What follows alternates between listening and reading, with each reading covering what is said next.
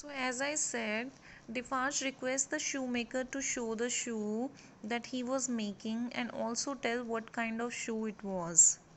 So Mr. Lorry took it in his hand, and there was a longer pause than usual before the shoemaker replied, and afterwards he forgot what is the question that was asked to him. Again Defarge requests him about to describe the shoe. Then at last shoemaker said that it was a lady's shoe, it is a young lady's walking shoe. Okay तो यही मैं आपको बता रही थी that I have had a pattern in my hand. He glanced at the shoe with some little passing touch of pride. तो वो इस तरीके से जो है वो एक तरह से उसके बारे में, उस शू के बारे में किसको बताता है, लॉरी को और डिफार्ज को.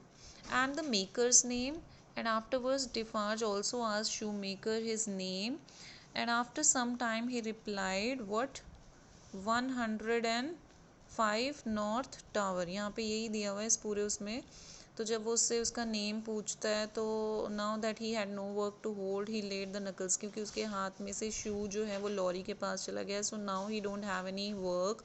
तो उसके बाद वो क्या करता है, वो टाइम जो है उसको कंज्यूम करने के लिए, उस टाइम को यूटिलाइज करने के लिए क्या करना शुरू कर देता है, अ पार्ट ऑफ नकल्स होता है part of a finger at a joint especially where the finger join the hand. तो यहाँ पे ये जो फिंगर का मैं आपको दिखा सकती हूँ कि फिंगर के इस पार्ट को जो है वो नकल्स बोला जाता है. और वो क्या करता है, अपने राइट हैंड में उसको रखता, राइट हैंड से उसको प्रेस करना शुरू कर देता है, और ऐसे ही वो दूसरे हैंड में भी करता है. And after words what happened, वो अपनी बियर्ड चिन को जो है वो छेड़ना शुरू कर देता है. और इस तरीके से विदाउट ए मोमेंट्स इंटरमिशन, बिना ब्रेक लिए वो कुछ ना कुछ इस तरीके का एक्ट करता रहता है. The task of recalling him from the vagrancy into which he always sank when he had spoken was like recalling some very weak person from a swoon. तो जिस तरीके से वो बोलता बोलता जो है वो भूल जाता था, तो उसको उस वेग्रेंसी मतलब कि a poor person without A home और ए जॉब, उस सिचुएशन में से मैनेट को निकालना उतना ही मुश्किल था जैसे कि एक वीक पर्सन को उसकी फेंट सिचुएशन से निकालना होता है. एक बेहोश किसी पर्सन को उसकी बेहोशी में से निकालना होता है, वो एक मुश्किल टास्क होता है. इन द सेम मैनर जैसे वो बोलते बोलते भूल जाता था, तो उस को कुछ याद कराना उतना ही मुश्किल होता था. और endeavouring in the hope of some disclosure to stay the spirit of a fast dying man.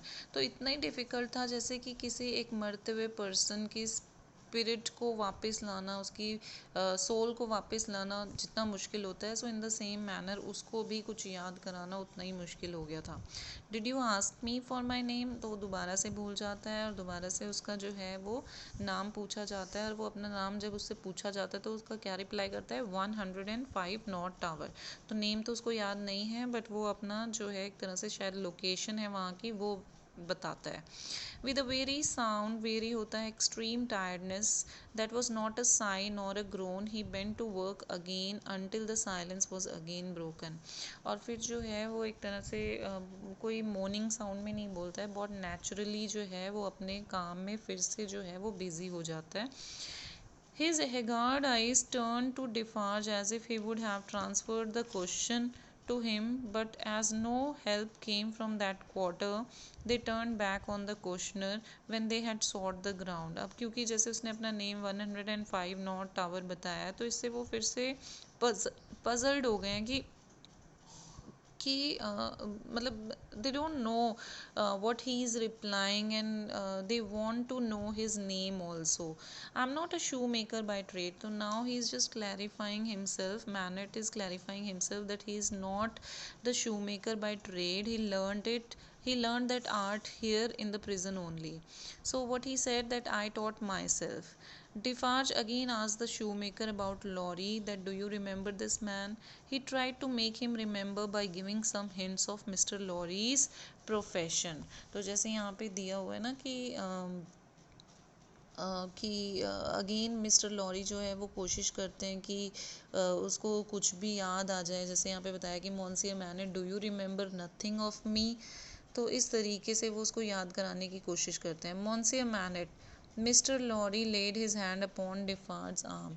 Do you remember nothing of this man? Look at him, look at me. Is there no old banker, no old business, no old servant, no old time rising in your mind, Monsieur Manet? तो यहाँ पे मैंने जैसे आपको बताया कि डिफार्ज asked the shoemaker about Lorry that do you remember this man? So he tried to make him remember by giving some hints of Mr. Lorry's profession.